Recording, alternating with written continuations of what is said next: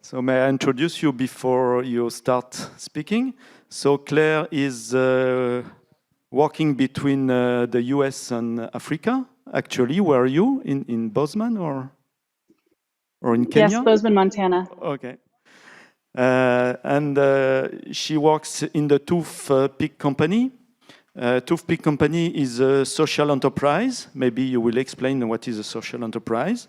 Based in Kenya and founded in 2018. And this company serves smallholder farmers in West Kenya.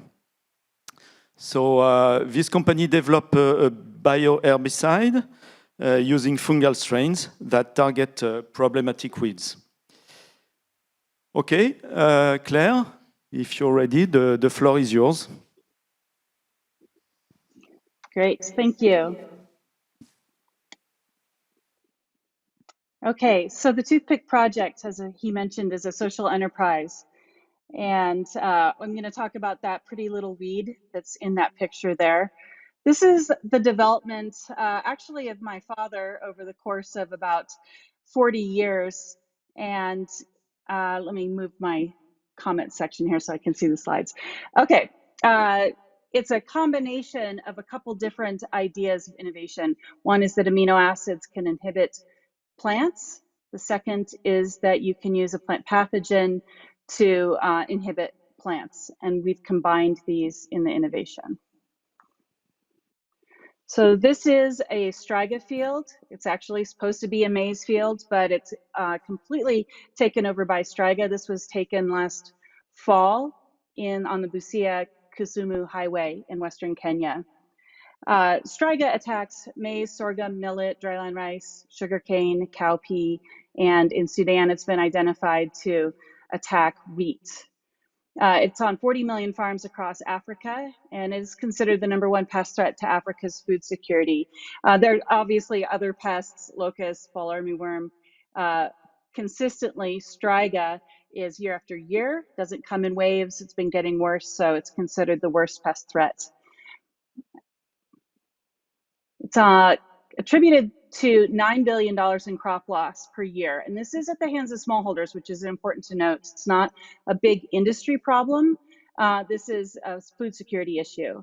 And about 85% of maize farmers are women. So this is also a gender-based food security issue, which is why we created a gender-based food security solution. So here's a little quick run through of the innovation. We're using Sporum, which is a host-specific plant pathogen. There are about 200 known forms. There are probably going to be more identified as host-specific plant pathogens. In nature, the wild type does not kill enough Striga for it to be effective. So our innovation is to select Foxy strains that excrete high levels of specifically chosen amino acids. These are amino acids that will kill the weed, but not harm the crop. So our solution for Striga with maize is a trio of amino acids. Our first initial word for it was Foxy T14, which was Fusarium trio of amino acids 2014 development, but we're now calling it Kachawi Kill, which is how we've trademarked it. Our distribution has been challenging and interesting, and this is actually the second part of our innovation. We've had two different distribution systems. Our initial one is using a village inoculum producer. As you know, getting to the last mile farmers is one of the largest challenges in developing countries. So we're called the Toothpick Project because we can grow our fungal strains onto toothpicks.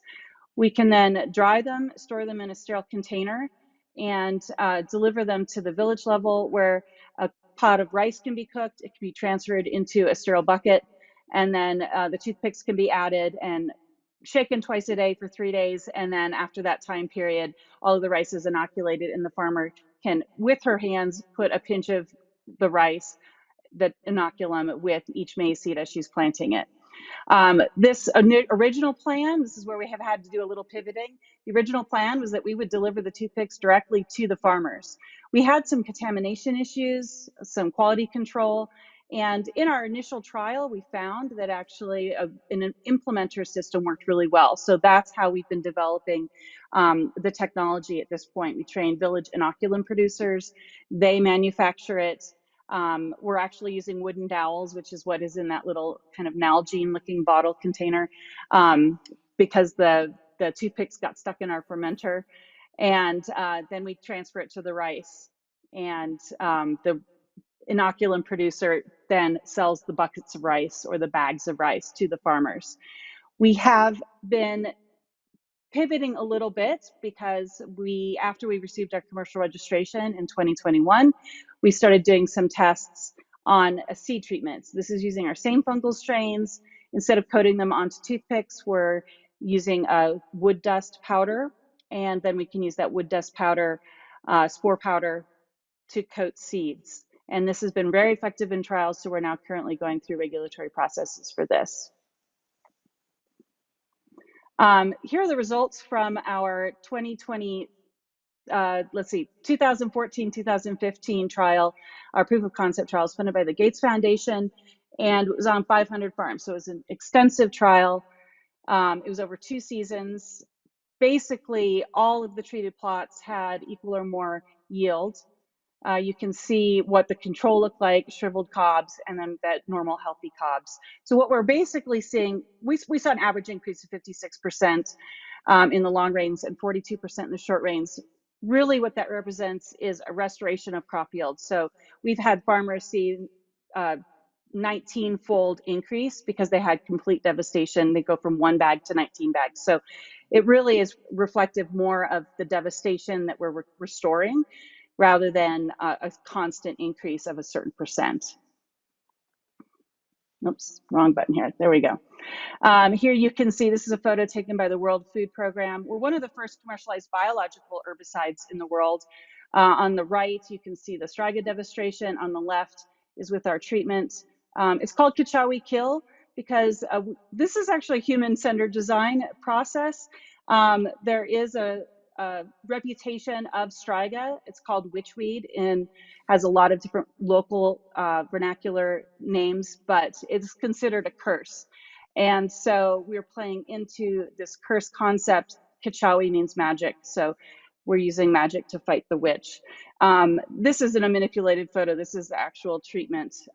So it's been quite effective. This is that first photo I showed you of the devastated field on the Kisumu Highway, and then we treated it this season. That lower photo, I mean, this is a stunning photo. The lower one actually has 6 different dose rates in it, so it will look a little different in a few more weeks here, but it's pretty remarkable response.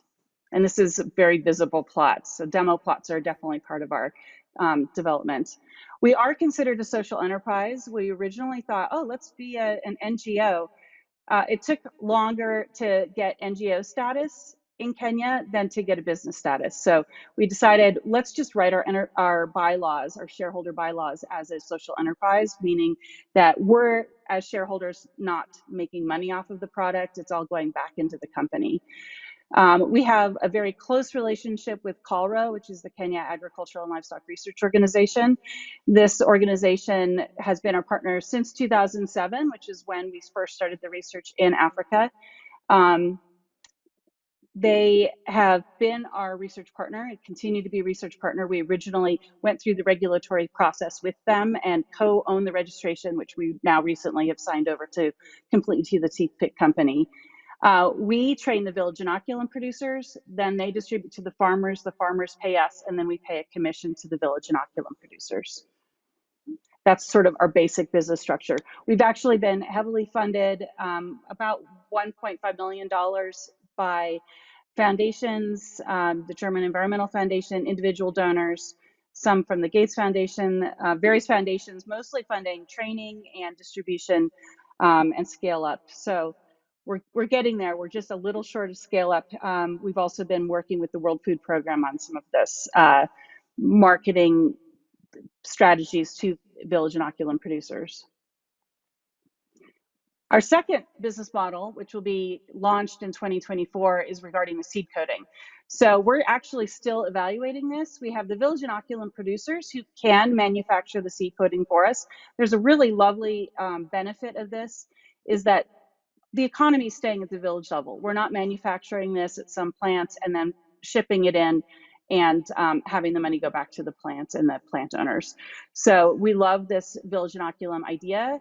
We're going to be testing it over the next 6 months, but we've tested it somewhat, and it's quite feasible for the village inoculum producers to simply test it and distribute to the farmers as they would the live inoculum.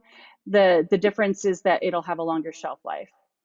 We're also working on in-house manufacturing, and we'll be doing this in Kakamega. This allows us to coat the seeds, package them, and then we can sell them to the ag retailers and through the NGO input distributors. And then a third option, which we're navigating right now, we're not sure if we're going to do this or not. The seed companies are interested in it. We're just kind of managing the benefits of it for us and for the farmers, is to license the strains to the seed companies for them to do coating. Ultimately, our goal as a social enterprise is to benefit the farmers. We partner with NGOs, so that's also a part of this, is to make sure that it's more holistic than just simply crop improvement. So Lillian's one of our farmers. She's actually also one of our village inoculum producers. So we're measuring our value based on how it impacts the farmers and the economy at the local level. It's pretty significant for a farmer. We surveyed quite a few, 316 in November, and the food for the family is a priority. Any surplus, they prioritize education, which of course is important and a priority for us as well. There also is the level of increasing biodiversity and nutritional diversity. And as an agricultural input company, we're trying to insert this in our messaging. So there's a big educational component. What is Striga? What is Kachawi Kill? How does it work? How can you then modify your farming practices to be more diverse for your family's nutritional benefits, as well as for the biodiversity and the improvement of your soil quality? There are some other current interventions, and this is a big part of our educational process. We do ask farmers to weed and uproot, but they should do it before the seeds, before the flowering, so that they can prevent the seeds from depositing into the seed bank. Fertilizer, of course, is something we recommend as well, but it takes too long to restore crop yield and doesn't attack the seed bank in the soil that's caused by the Striga. Push-pull is a product that's been a technology that's been promoted by CPE for about a decade now, and it just has a very poor adoption rate. We do recommend integrated weed management. We don't recommend just using ours. Farmers should use everything they have accessible to them, because Striga's wiping out farmer yield. There are some commercial products. IR maize is a Mazipure resistant maize, so it's coated in a Mazipure. It has to be applied with gloves. It has a pretty poor adoption rate. I don't know what the reason is for this. One hunch is that it has a short shelf life. Our product will also have a short shelf life, even with the seed coating. It'll right now with the buckets of live inoculum, it's about 2 weeks. With the seed coating we've measured so far, it'll be, even if we can get it to over a month, that'll definitely help the farmers time their planting with the rains. We recommend Striga resistant seeds, but they do not do anything about the Striga seed bank. And Real IPM tried to commercialize FOXC2, which was a wild type Fusarium oxysporum. It was not commercialized because that wild type didn't have enough wilt on the Striga to actually reduce the Striga to improve the crop yield.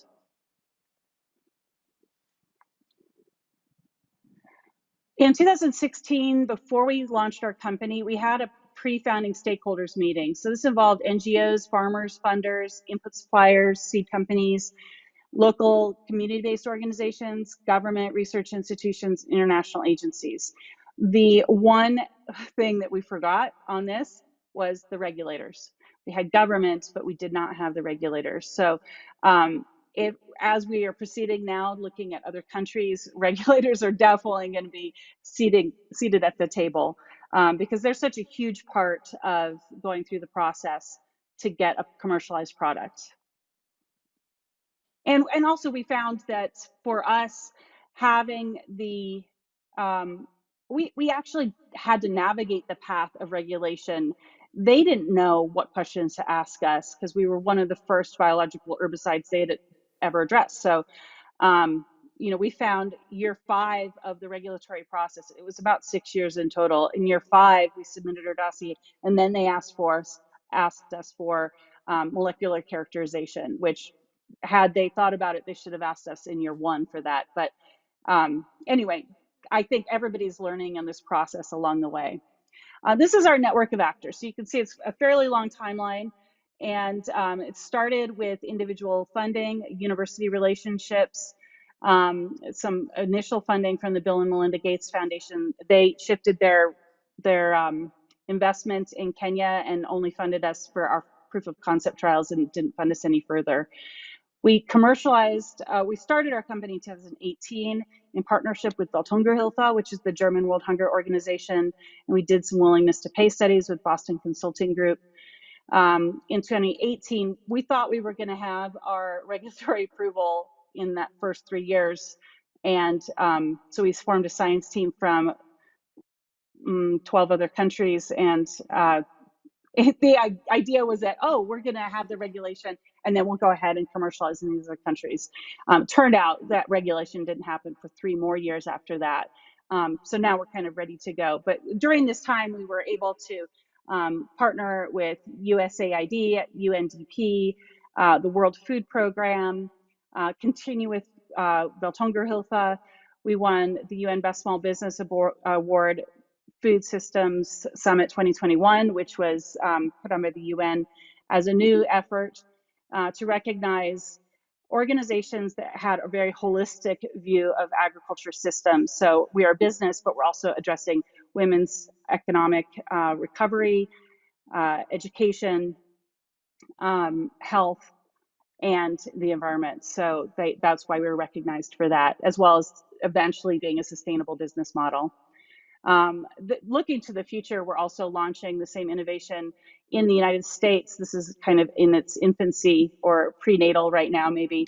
But with the great interest in developing biological herbicides, we're just trying to do things in an overlapping system so that we're not wasting any time. And in exciting news, on June 9th, they will be announcing the winner of the Food Planet Prize. We're one of 8 finalists for that. And it's the largest, excuse me, the largest food award in the world. It's a $2 million award. So everybody cross your fingers we get that so that we can expand into other countries more rapidly. Our vision in Kenya is to launch the seed coating distribution in 2024. That's on track for the long rains. And then our goal is to reach scale, which will be about 100,000 farmers. I think it'll actually be less than that with the seed coating distribution, and then we'll start making money.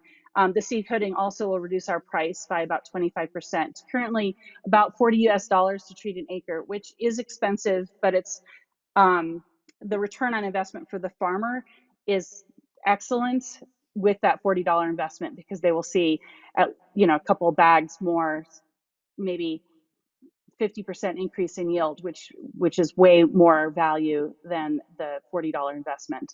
We also are packaging it in smaller doses so that farmers can treat a 1/16 of an acre or more. So they don't have to treat their whole acre. They can spot treat where they have Striga infestation. And then we have an Africa vision, which includes these 13 countries. Our leading investigations will be in Ethiopia, Uganda, Cameroon, and Ghana. That's based on where our researchers are currently funded to do a little extra work.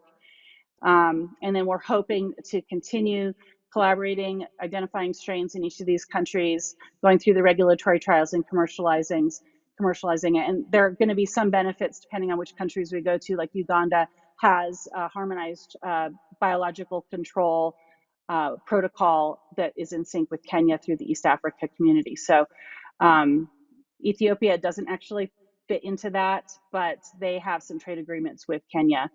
So it'll all sort of depend how the next 2 years look, but we're anticipating maybe we'll have our first commercial registration in another country as early as 2025. This is our science team. You might recognize some of them.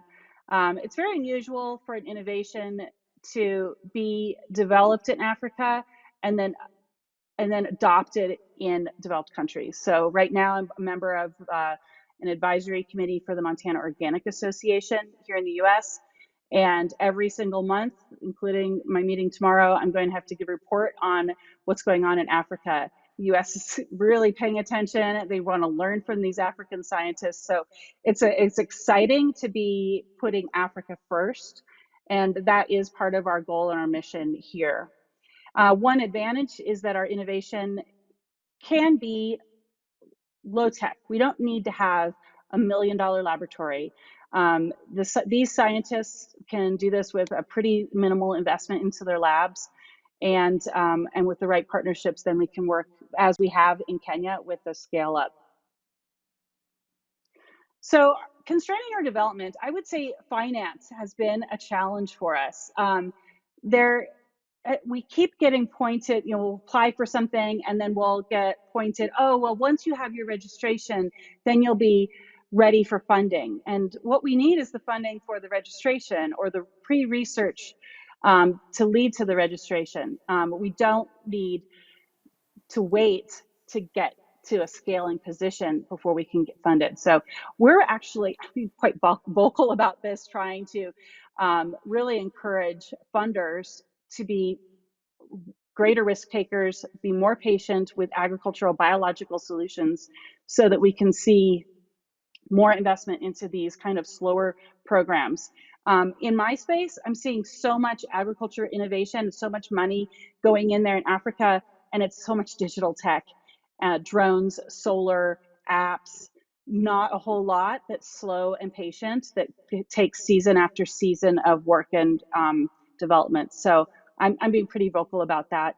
In Africa, every country has their own regulatory protocol. It's not harmonized. It's slow. It's not expensive when you compare it to the EU or the United States, but it is expensive for what we have available to us and time. So every year, farmers are losing money and they're on the brink of famine right now with drought. So we're trying to move this as quickly as possible. We're part of an ICGEB, which is the International Center for Genetic Engineering and Biocontrol Technology. They're doing a review of harmonized protocol. They're creating a revised protocol for the Southern African Development Committee. And then once they have that revised protocol, they'll be running us through a simulation so they can demonstrate to regulators what this could look like and how it could speed things along if harmonized within that 7-country region. So hopefully we can be at the forefront of some of our regulation decisions. And we're definitely interested and open to doing that. For us, there's a lack of familiarity with biocontrol, especially bioherbicides. There's misunderstanding of host specificity for Fusarium oxysporum. There's a lack of understanding of virulence enhancement. People think, oh, Foxy 2 didn't work and they've written us off, but they don't understand that our strains are actually quite specific for the amino acid excretion, which is the game-changing difference from a wild type. And then there's a lack of scientific infrastructure. Right now, the weed management industry is $34–35 billion a year. It's all synthetic chemical. Those industries have not needed to modify their modes of action. Their development has actually been in seeds that are resistant to their chemicals. So they've had a lot of development and growth.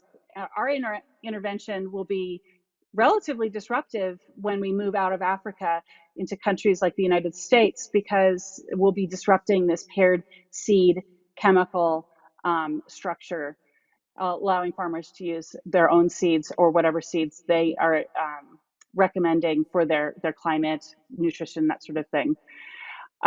We have found that our partnerships are extremely critical. This is NGO partnerships, government partnerships, our scientific partners that I've mentioned before.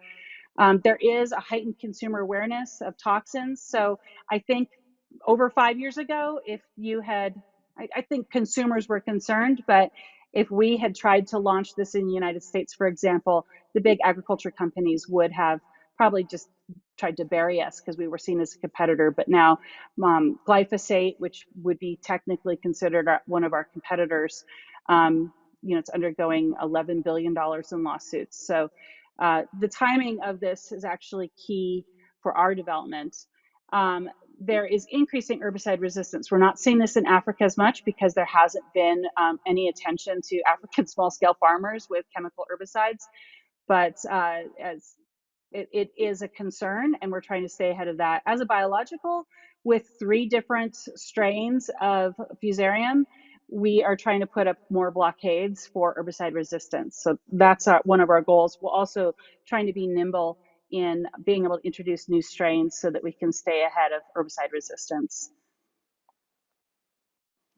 I'm open for questions. I don't know. I couldn't see what my timing was, so I hope I didn't go over. Okay. Thank you, Claire.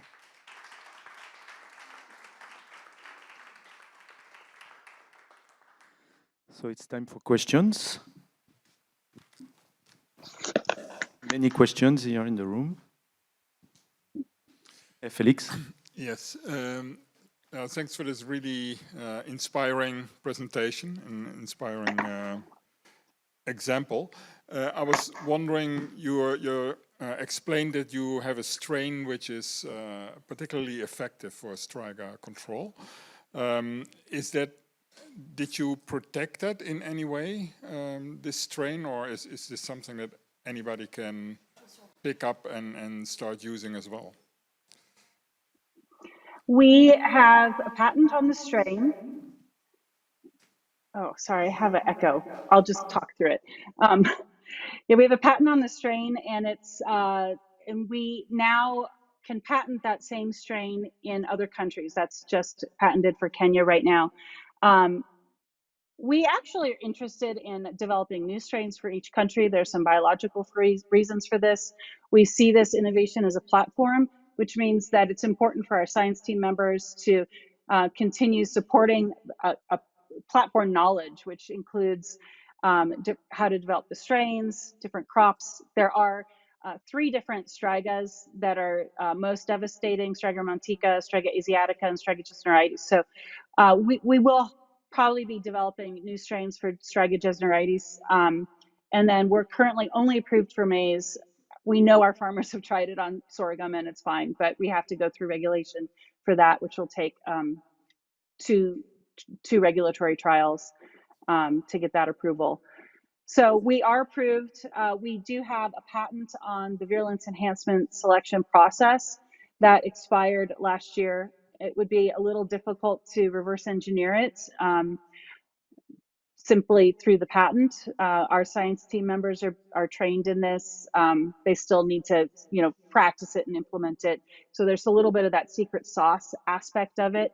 As far as Africa is concerned, if somebody steals our strain and they can get it up to farmers for less money and faster than we can, maybe they should. That's a bad commercial model, right? So that is an alternative commercial model, is to just give it away. But at this point, nobody's been interested in doing that.